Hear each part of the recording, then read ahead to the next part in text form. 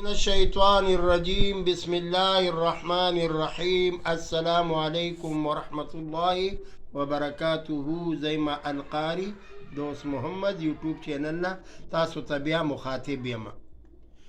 الحمد لله نور الواعظین اغا اختتام ته ورسېده.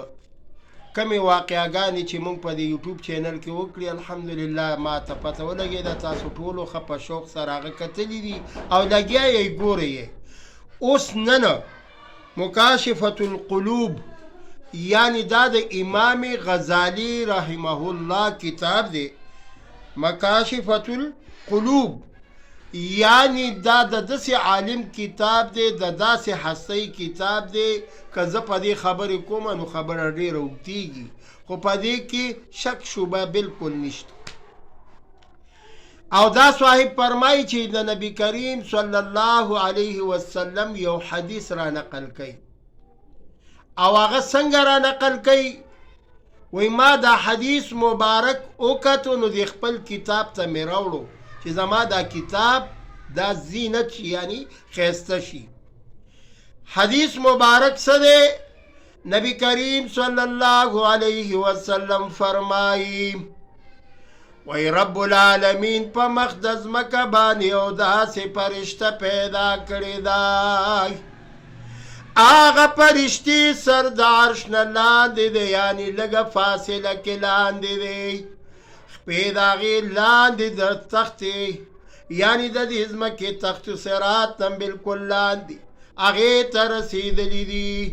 یو بازوی مشرق ته رسېدلی دی، بل بازوی مغرب ته رسېدلی دی، جنوب او شمال دومره رب العالمین هغه له باډي او طاقت ورکړی دی. وی کم وخت کې چې دغه فرشته دا رب العالمین په حکم باندې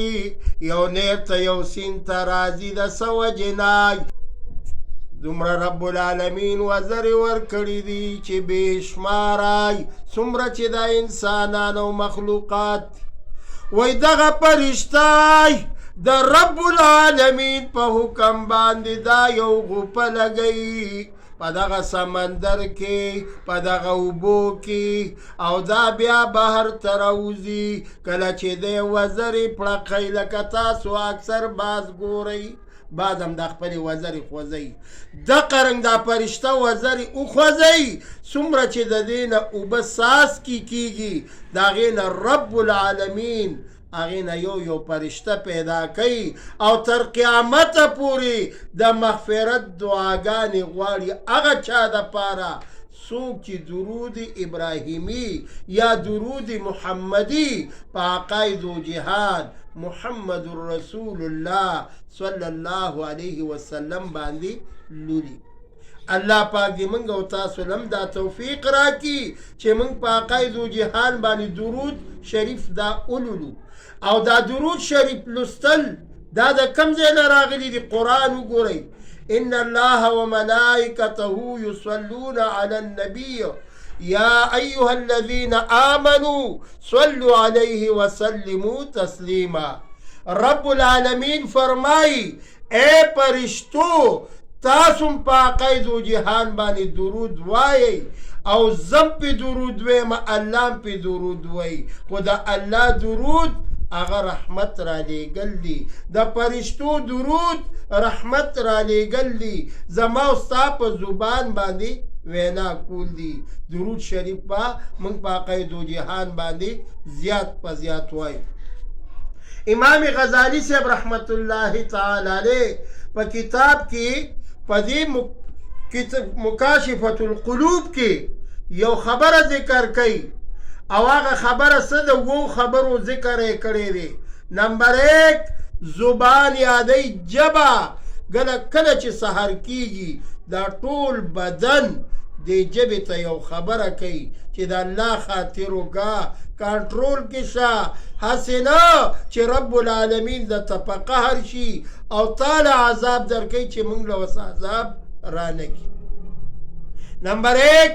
زبان دا جبه چې دا انسان خوځوي نو یا به غیبت کوي یا به چغلي خوري یا به پې دروغ وایي نو د ژبې نمبر 1 غلطي دا ده ژبه به په ښه طریقه باندې استعمالو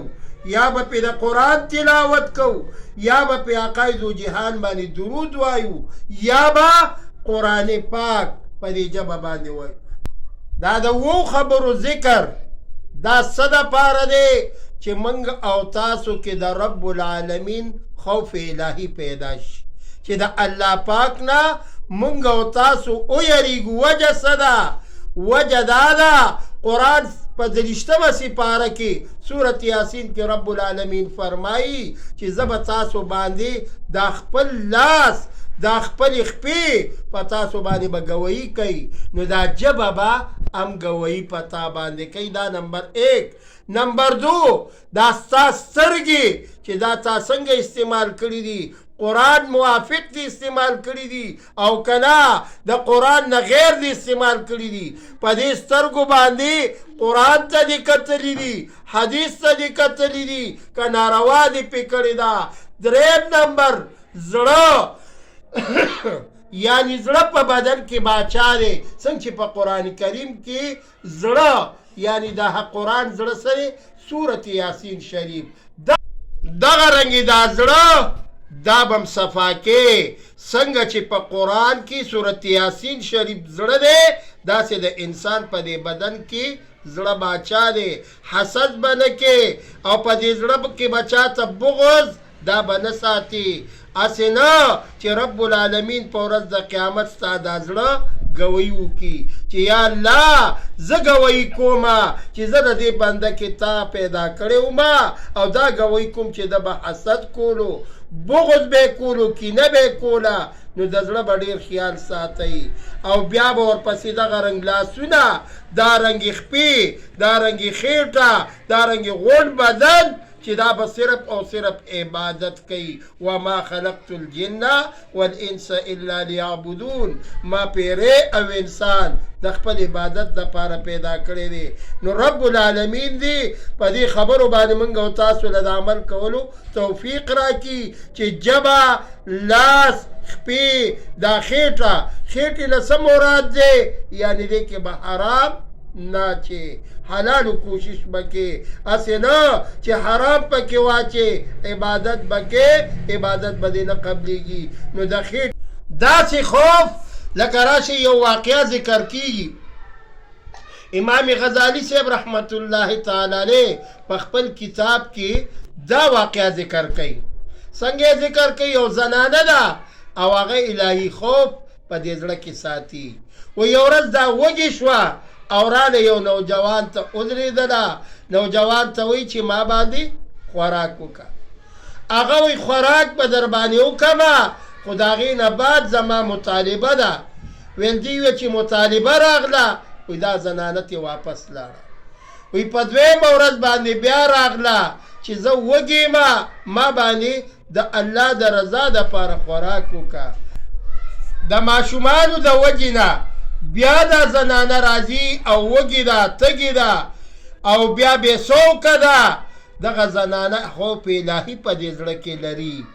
نو بیا دا زنانه دقې نوجوان ته ودرېدله هغه ورته وایي چې خوراک کوم مطالبه به منې ویل نه د الله د رضا دپاره حتی په 4م ځل دغه صاحب دا څه وایي وی دا چې کوم وخت کې طعام کېښوده دا زنانه روانېدله واپس رخصتېدله طعام پروت دی خوف الهي دی لیکن دغه زنانه وایي چې دا طعام څه دپاره پروت دی ویل دا خالص د الله رضا دپاره ویل دا راڅه وایي چې د الله رضا ستا په دې زړه کې خوف الهي څنګه پیدا شو وی فرمایل ویل دا ذکر پیدا شو چې کم وخت کې تا ته ما یو پیره دا مطالبه ویله 2مه پیره مې ویله 3مه پیره مې ویله 4م ځل زه اوده شومه خوب وینمه او دا خوب یو عالم ته بیانوم بیا عالمان د خوب تعبیر کولی شي وایي زه عالم ته رالم او ما ورته ویل چې مولوي صاحب بیګا مې خوب لیدلی دی او خوب داسې وینمه چې زه یو طرف ته روان یم لویې کندې دي او د هغه کندو سره روشنایي ده او اور بلیږي او په دې کې یو سپین ږیری کس راغی هغه نه تپوس کوم چې زما نه لار خطا شوې ده زه کم طرف ته لاړ شم وی هغه سپین ږیری راته وایي چې زه خو طاقت نه لرم کمزوری یم خو دونه به درته ووایم چې داسې مه ځه او داسې لاړ شه وی حتی ما دغه عالم ته چې خوب بیان کوي دا عالم ما ته وی چې ای کاکا جانا ای رور جانا نوجوان ته وی تا چې کم خوب لیدلی معنی دا دی چې ستا چې څومره نیکیانې دي هغه ډېرې کمزوري دي دا سپین ږیری چې و دا ستا نیکیانې وي کمزوري صرف لارې درته سیده کوله اے نوجوانای خوف الهی په زړه کې پیدا کا اسې نه که ته شراب څکې زنا کې نور وغیره حرام کې همدغه رنګې ستا ته خپل عمل معلوم شو عمل دی معلوم شو چې ډېر کمزوری دی نو ای زنانا ما توبه ایستې ده د خوف الهي د وجې نه الله نه یریږم نو دا د الله د رضا دپاره دا طعام وخوره هغه زنانه هغه طعام هم وخوړو بچو ته یې هم راوړو نو دقه رنګې خوف الهي موږ او تاسو له پکار دي چې هغه په زړونو کې پیدا کړو نو رب العالمین دی موږ او تاسو کې تقوا او پرهیزګاري پیدا کړي زما نن مرۍ هم ټیک نه ده دا لږې غوندې خبرې په ډېر څه باندې قبولې منظورې وګرځوئ او الله پاک دی موږ او تاسو نیکان صالحان کی او انشاءالله وقتاً په وقتاً د امام غزالی صاحب دا کتاب مکاشف القلوب دا تاسو ته مخامخ دی زمون خبره به د ځان نه نه وي انشاءالله د کتاب نه به وي هر واقعه هر حکایت ابا د قرآن موافق وي د کتاب نه به بهر نه وي وما علینا الا البلاغ